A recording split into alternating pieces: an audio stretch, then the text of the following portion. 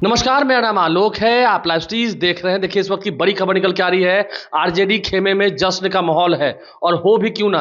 आरा बक्सर जो एमएलसी का उपचुनाव हो रहा था, आरा बक्सर स्थानीय प्राधिकार माध्यम से जो एमएलसी का उपचुनाव हो रहा था, उसमें आरजेडी की जीत हुई है। सोनू राय जो कि आरजेडी के उम्मीदवार थे, उन्होंने जीत हासिल की है। लगभग 359 वोट के मार्जिन से उन्होंने कन्हैया सेठ को, जो कि राधाचंद्र सेठ जो कि अब आरजेडी के एमएलए हो चुके हैं, महज 27 वोट से जीत कर आए थे बिहार विधानसभा का चुनाव। अब वो तो विधायक हो गए, पहले एमएलसी थे राधाचंद्र सेठ। जब उन्होंने अपने बेटे को यहाँ से चुनाव लड़ाया, कन्हैया सेठ को, तो वो चुनाव हार गए हैं। सबसे इसमें जो गेम चेंजर रहे वो रहे मनोज उपाध्याय। मनोज उपाध्याय ने भी इतने मत प्राप्त किए जिससे कन्हैया सेठ की दूरी बढ़ती गई।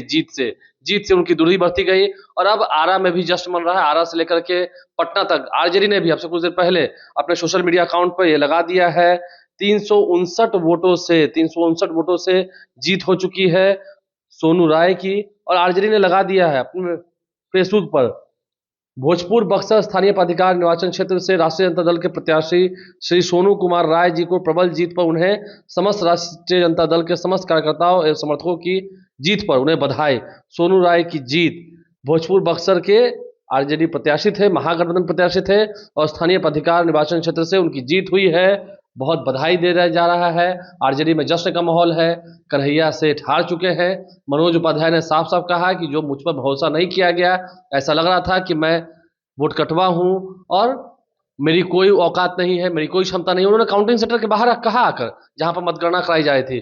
तो ऐसे में लोगों को करारा जवाब मिल गया है, क्योंकि मनोज उपाध्याय भी लंबे समय से जेडीयू से जुड़े रहे, संगठन में रहे, और जब उन्हें टिकट नहीं मिला, उन्हें निराशा हाथ लगी, तो फिर मनोज उपाध्याय ने अलग हटकर चुनाव लड़ना मुनासिब समझा।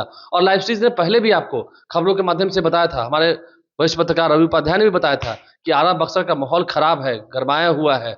और ठीक वैसा ही हुआ।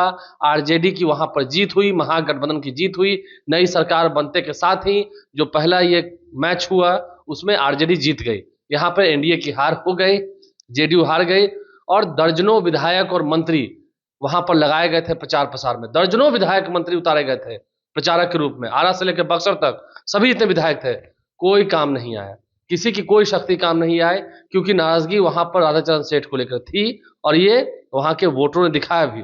पैसा खूब उड़ा, पैसा खूब बांटा गया, लेकिन पैसा भी रख लिया गया। आपके वोटर स्मार्ट हो चुके हैं जैसी जानकारी है।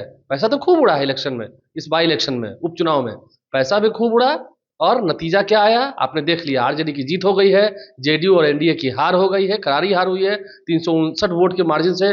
पिछली बार राधाचंद्र सेठ लगभग 11,000 माफ कीजिएगा 1100 वोट जीते थे, 1100 वोटों से जीते थे। और इस बार उनके बेटे चुनाव हार गए हैं। आरजेडी की जीत हुई है इस उपचुनाव में। आरजेडी ने बधाई दी है अपने प्रत्याशी को। तेजस्वी यादव के मजबूत सिपाही थे सोनू राय, जो कि चुनाव जीत गए। आरा बक्सर स्थानीय प्राधिकार निर्वाचन क्षेत्र से जो उपचुनाव हुए उसमें आरजेडी की जीत हुई। ये अभी की बड़ी खबर निकल के आ रही है।